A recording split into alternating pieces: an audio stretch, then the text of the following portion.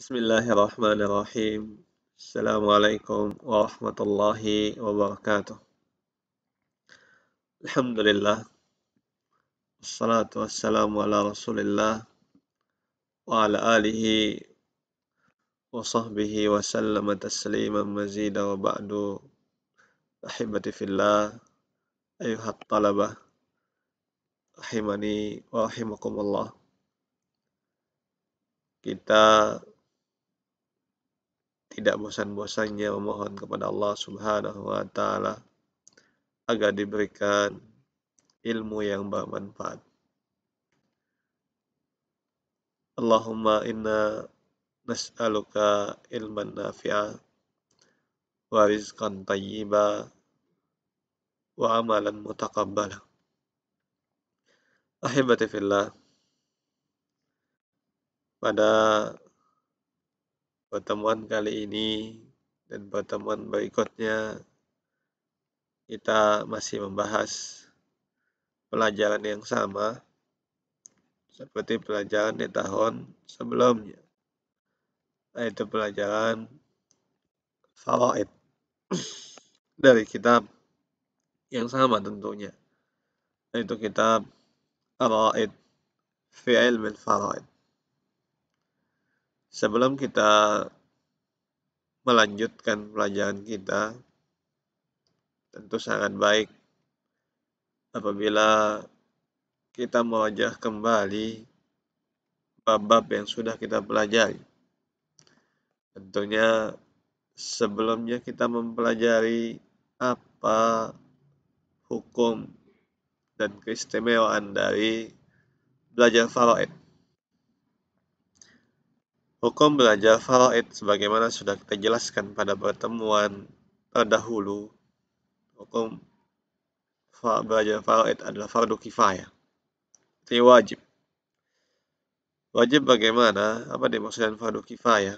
Apabila di daerah antum di Bima, di Dompu, Sumbawa, Lombok Timur, Lombok Barat, ada yang mempelajarinya. Di wilayah terdekat antum sudah ada yang mempelajarinya, maka hal tersebut tidak menjadi wajib ain atas antum. Jadi kalau antum tidak belajar, maka antum tidak berdosa. Namun kalau antum tidak ada yang belajar sama sekali, tidak ada yang paham sama sekali, maka tatkala itu antum berdosa dan hukumnya menjadi fardu ain atas antum yang diberikan kemudahan oleh Allah Subhanahu wa taala untuk belajar. Jadi belajar ilmu yang satu ini memiliki keistimewaan tentunya. Kita belajar dapat pahala. Namun ketika tidak ada yang belajar sama sekali dan kita juga tidak mau belajar, maka di situ kita akan berdosa karena ini hukumnya wajib, fardun. Ya. Kemudian keistimewaan ilmu ini sudah kita jelaskan. Ilmu ini sangat istimewa. Allah Subhanahu wa taala langsung membagi masalah ini di dalam Al-Qur'an, dalam surat An-Nisa ayat 11-12. Di situ sangat jelas Allah mengatakan yusikumullahu fi auladikum, itu di ayat yang ke-11. Di ayat yang ke-12 dijelaskan walakum nisfu ma taraka azwajukum illam yakul lahunna walad. Dan di ayat yang ke-13 di situ dijelaskan keutamaan bagi yang mentaati dan ancaman bagi siapa yang tidak mau mentaati apa yang sudah Allah tetapkan. Di sini keistimewaannya. Yang mau taat maka akan dimasukkan ke dalam surga, namun yang melangkahi Allah dalam masalah ini, melanggar aturan Allah dalam masalah ini, maka akibatnya sangat berat. Maka perlu kita menyemangati diri, perlu kita memperbaharui semangat kita agar kita tetap semangat belajar ilmu agama ini. Karena pahamnya kita terhadap ilmu agama merupakan tanda kebaikan kita. Nabi SAW bersabda, man yuridillahu bihi khairan yufaqihu fid din. Barang siapa yang Allah inginkan baginya kebaikan, maka Allah akan pahamkan dia dalam urusan agamanya. Jadi gunakan handphone, laptop, komputer yang ada di tempat antum, di rumah antum, itu untuk meraih pahala di sisi Allah Subhanahu wa Ta'ala, bukan menghabiskan waktu dengan bermain game, menonton hal-hal yang dilarang oleh Allah dan Rasul-Nya. Gunakan hal tersebut supaya menambah keilmuan kita, menambah ketakwaan kita kepada Allah Subhanahu wa Ta'ala, supaya alat-alat tersebut menjadi pemberat amalan, ya, menambah amalan kebaikan kita, dan juga akan menambah kebaikan bagi kedua orang tua antum, bukan malah menjadi pemberat amalan keburukan, bahkan perusak amal-amal kebaikan yang telah kita lakukan selama ini. Perusak amal 10, misalnya 10 Dzulhijjah kemarin dan seterusnya. Maka perlu kita saling mengingatkan, karena setiap kita butuh untuk saling mengingatkan. Baik, kita lihat apa saja yang sudah kita pelajari pada pertemuan yang lalu dan apa yang akan kita pelajari di pertemuan berikutnya. Anak akan langsung ke fahros atau daftar isi dari buku Ar-Ra'id ya. Silakan dibuka bukunya. Nah, ikhwani fillah, kita sudah belajar di tahun yang lalu, di 2 semester yang lalu. Yang pertama yang kita pelajari adalah Arkanul Irs, kemudian ada syaratnya, kemudian ada sebab-sebab seorang mendapatkan warisan, kemudian ada penghalang dari warisan. Ini perlu diingat-ingat kembali. Kemudian juga supaya kita mengetahui siapa sih yang dapat warisan dan siapa yang tidak, lihat kembali bab kedua, yaitu al-warisuna minal rijal, kemudian al-warisatu minan nisa. Berapa jatah-jatah mereka perlu dilihat kembali di sini ya. Ashabun nis, kemudian ada ashabul rubu' ya. Kemudian ada ashabus sumun, kemudian ada ashab as-sulusain, kemudian ada ashabus sulus, kemudian ada ashabu as-sudus.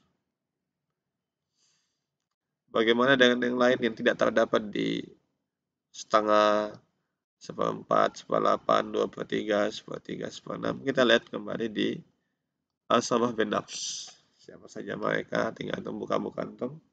Kemudian ada asabah bil ghair, ya. Kemudian ada asabah ma'al ghair. Jadi ada 3 jenis asabah. Kemudian siapa yang terhalangi dan siapa yang menghalangi, antum bisa buka hajbun ya bil wasfi dan juga hajbun bis syakhsi. Ada 2 ya, ada hajbun nuqsan, ada hajbun hirman ya. Al-jaddu wal ikhwah kita tidak bahas.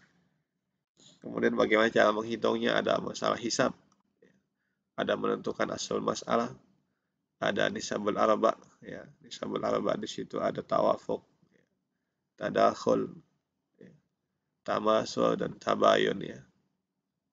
Ada usul masail berapa saja. Kemudian ada aul ya, kelebihannya. Aul dari sita, aul dari 12 dan aul dari 24 ya.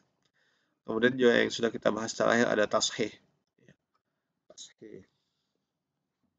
Tashih ada 4 ya. Tashih di farik wahid ya. Ala farika ini kemudian 3, kemudian ada 4 kelompok ya.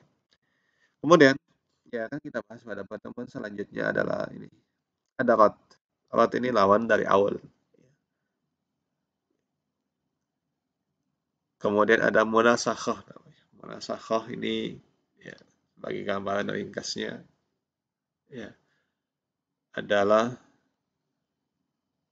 meninggalnya ahli waris sebelum dibagi warisan.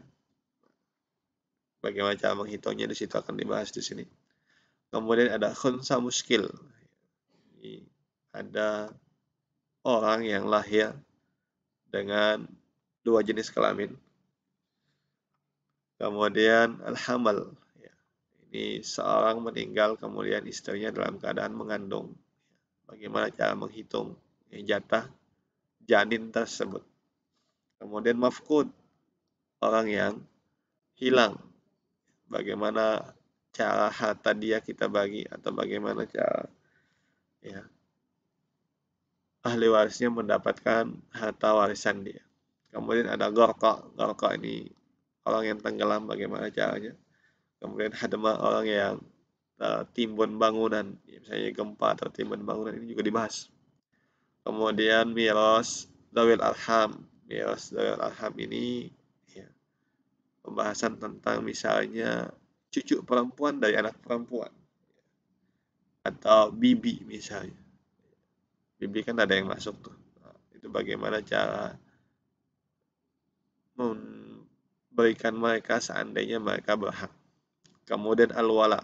Ya, al-wala ini sudah kita sebutkan di asbabul irs, ya, budak ya. Kemudian ada al-muba'ab.